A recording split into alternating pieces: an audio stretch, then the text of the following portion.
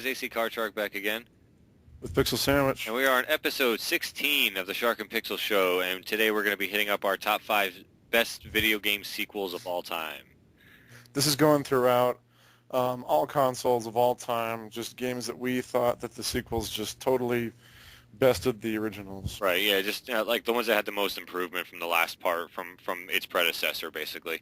So, and there's I'm sure going to be a lot of titles that we leave out because there's so many sequels out there and so many that we probably didn't even think of. But these are the best, the best 5 that we could come up with on our own without using too much help from the internet. So let's kick it off. Number 5, what do you have? I actually have Spider-Man 2. Nice. The first Spider-Man game came out with the first movie, and it came out for Xbox and PS2 and GameCube and every console under the sun.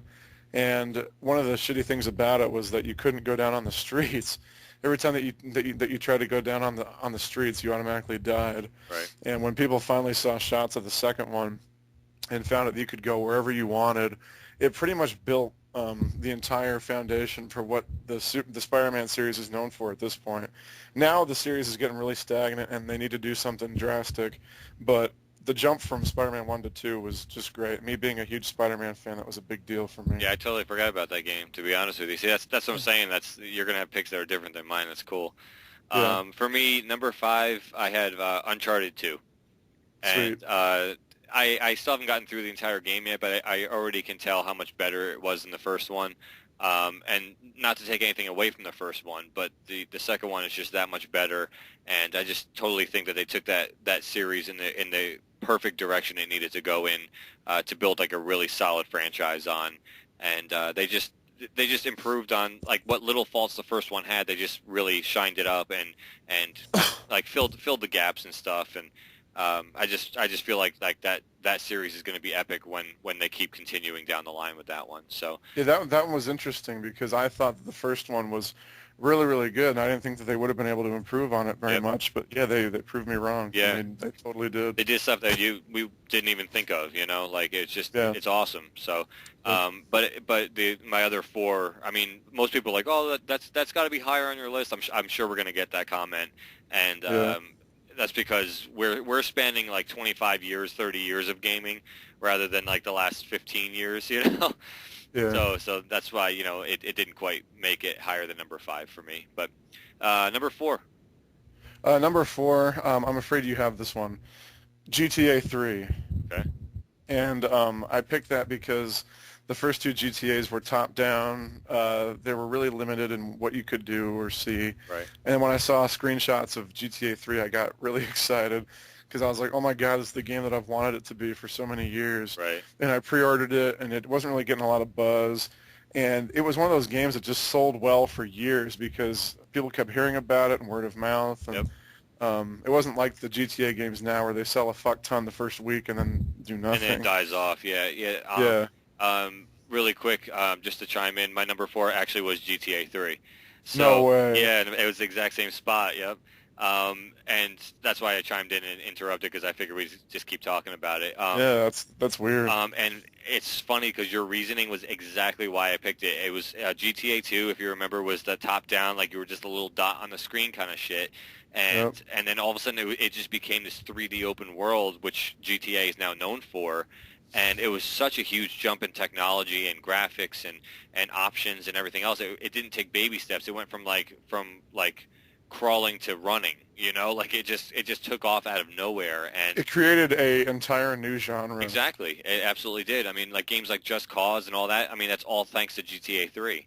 And I mean, you could go on and on and on with how many open world games there are. Absolutely, yeah. So, I mean, GTA 3 was an epic sequel. So, yeah, we both had that for number 4. So, cool. So number 3, what do you got? Number 3, I have Half-Life 2. Oh, nice. I'm not sure if any of you guys played the first Half-Life, but it's pretty fucking rough. I think it was out for the PC, and they also released a PS2 version. And I mean, everyone said it was one of the best first-person shooters ever made. And I'll be honest, I played it really, really late after it had been released, so it was already really dated by the time that I played it. But I really didn't think it was too great at all. And then the second Half-Life just upped everything, and in terms of storytelling and gameplay and physics and everything. And it came out the same time as Halo 2, and I was like, how are people even looking at Halo 2 when Half-Life 2 is coming out around the same time? I just thought that the two games weren't even in the same league. Yeah, it's the magic word, Halo. I know, but yeah, Half-Life 2. I mean, it's not one of my favorite games, but I thought that the jump from first to second was just insane. Well, unfortunately, I know I look like Gordon Freeman, but I've never actually played Half-Life 1 or 2, so I have. You have the orange box, I know. too. I've never played it, so yeah. So I can't really comment on it, but I'm definitely going to hit that up at some point since I do have orange box. But Yeah. no, that's a good pick though. Number 3 for me was Super Mario Brothers 2, Sweet. and that was solely because, no, it's not Mario 3 because everyone expects that. Mario 2 was such a different game from Mario 1. Like 3 just reminds me of 1 just revamped. You know what I'm saying? Like it's the same left to right, the question marks, all that kind of crap. Mario Brothers 2 was such a great game because it was like nothing else, and it was such a like night and day to Mario 1, where like you're not trying to hit question marks and all that kind of shit. Like it was just I don't know. It's hard to describe. Like I can't find words for it. It was just like it came out of left field. You know? It's actually not even a Mario game. It was released in Japan as Doki Doki Panic. Right. And they just put Mario skins and characters over it. Yeah, because they basically just took a game that sold well over there and made, let's just put Mario on it for America, you know? Yeah. And that's why it was so different, but it was just so unique and so cool that I know, like, technically the official thing wasn't a sequel.